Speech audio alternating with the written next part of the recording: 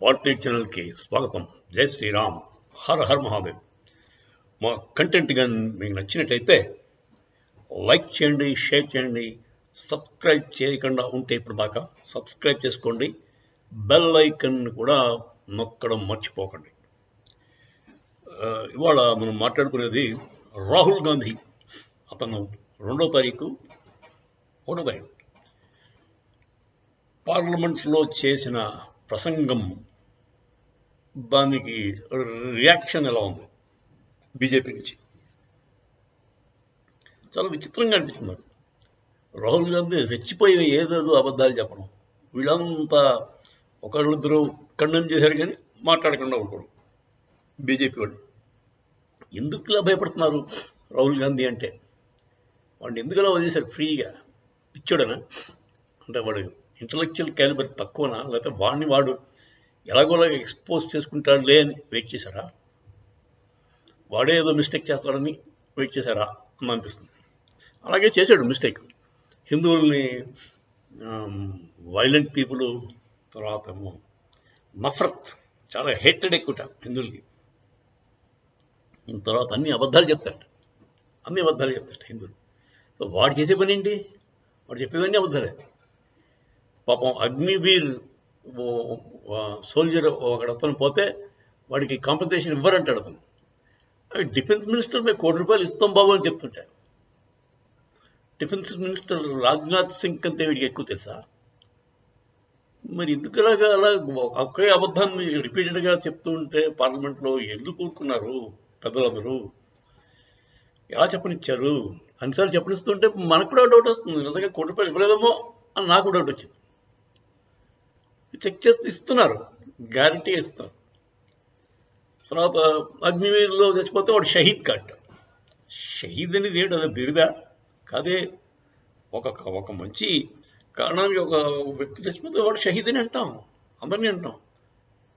అగ్నివీరు మాత్రం షహీద్ అని అంటామంట, వాడు అగ్నివీరే అంటామంట.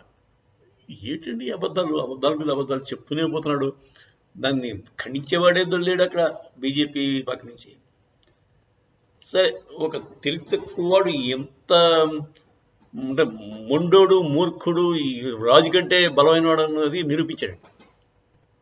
ఒక మూర్ఖుడు పార్లమెంట్లో ఉంటే ఎలా ఉంటుందో చూపించాడు. సరే, దీని రిపర్కషన్స్ ఎలా ఉంటాయని ఆలోచిస్తే భయం వేస్తున్నాడు. ఆ మూర్ఖుడిని అప్రిషియేట్ చేసే మూర్ఖులు చాలామంది ఉన్నారు. కామెంట్స్లో చూస్తున్నారు, ఓ రాజీవ్ గాంధీ ఓ రెచ్చిపోతున్నారు. రాహుల్ గాంధీ ఏంటండి? వాడేమో వాయనాడులో ఒక కాగితం రిటర్న్గా రాసిచ్చట ఆ ముస్లిమ్స్ అందరికీ, మీ వల్ల నేను గెలిచాను, అందుకని మీ రుణం నేను తీర్చుకుంటాను అని. అంటే వాడు రుణం ఎలా తీర్చుకుంటాడు? హిందువుల్ని వాళ్ళకి భరిస్తాడా? వాడు వస్తుంటే ఊరుకుంటాడా? నాకేం చాలా బ్లేటెంట్గా హిందూ హేటెడ్ కనబడుతుంది. కాంగ్రెస్ పార్టీ ఈ మాట కానీ పవర్లోకి వస్తే మన హిందువులకి రక్షణ ఉండదు. సరే, మోదీ గారు ఎందుకంత మెత్తగా అయిపోయారు? మోదీ గారు విశ్వరూపం ఎందుకు చూపించాడు? మొదట్లో 2014లో ఉన్న మోదీ గారు 2019 తర్వాత మారిపోయారు. ఏమిటి మెత్తదనం, ఏమిటి పనికిరాని సబ్కా సాత్ సబ్కా వికాస్ మనం అంటే సరిపోతుందా? అవతలవాడు అనుకోవద్దా? నువ్వు అందరితో సాత్గా ఉంటానంటావు, నువ్వు ముస్లిమ్స్ కూడా సాత్తో ఉంటావు, కానీ వాడితో ఉన్నాడా? లేడుగా. అలాంటి దానికి అది impracticable, it is not practical. సబ్కా సాత్ సబ్కా వికాస్ అన్నది జరిగే పని కాదండి. ధైర్యంగా మాది హిందూ రాష్ట్రం డిక్లేర్ చేయమనండి, అప్పుడు మనం అంతా నిలబడతాం మోదీ గారు వెనక. హిందూ రాష్ట్రం, దీనికి మిగతా వాళ్ళు ఎవరైనా ఉండొచ్చు మన దేశంలో, కాకపోతే ఓటింగ్ రైట్స్ ఉండవు. అందులో particularly Muslims should not be given voting rights. మిగతా క్రిస్టియన్స్ వాళ్ళు పర్లేదు. ఎంచేతంటే they don't believe in voting rights. ఏ ముస్లిం కంట్రీలో మీకు ఏ షైరాల ప్రకారం డెమోక్రసీ ఉంది చెప్పండి నాకు. మీకు షైరాల ప్రకారం 3 పెళ్ళాలు 4 పెళ్ళాలు కావాలి, ట్రిపుల్ తలాక్ కావాలి, మరి ఓట్లు ఎందుకండి వీళ్ళకి? షైరాలలో ఓటింగ్ లేదండి, డెమోక్రసీ లేదండి.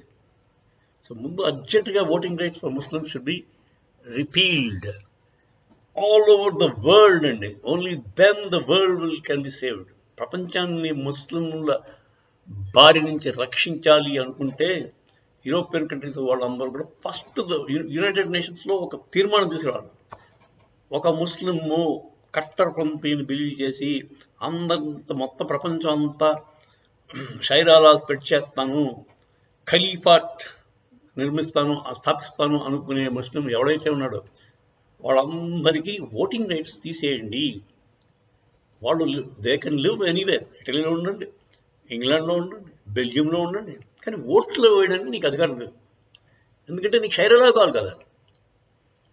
ముందు ఒక సర్వే చేయండి, ఎంతమందికి సరిగా షైరాలా కావాలో తీసుకోండి. వాళ్ళందరినీ ముందు సైలెంట్గా అడగండి, మీకు షైరాలా ఎంతమందికి కావాలి తీసుకోండి. వాళ్ళ పేర్లన్నీ నోట్ చేసుకుని వాళ్ళందరినీ ఓటర్ లిస్టులో తీసేయండి. మీ షైరాలా అదే ఫస్ట్ ఇంప్లిమెంట్ చేద్దాం ఇక్కడి నుంచి. తర్వాత దొంగతనం చేస్తే నీ చేయి కోహేస్తా. అలా ఉంటే వాళ్ళు లైన్లో వేస్తారు. లేదంటే వాళ్ళు మామూలుగా మెత్తగా సబ్కా సాత్ సబ్కా వికాస్ అంటే లొంగరు. మోదీ గారు తెలుసుకోవాలి. మోదీ గారు కొంచెం ఆయన విశ్వరూపం చూపించి ముందుకెళ్తే ఈ టర్మ్ అయినా కొంచెం మంచి పనులు జరుగుతాయని నా ఉద్దేశం. లేకపోతే అనవసరమైన అవకాశం వదులుకున్నారు. రెండో టర్మ్లో చాలా చేయవలసింది చేయకుండా ఆగారు నా ఉద్దేశం. మీరేమంటారు చెప్పండి.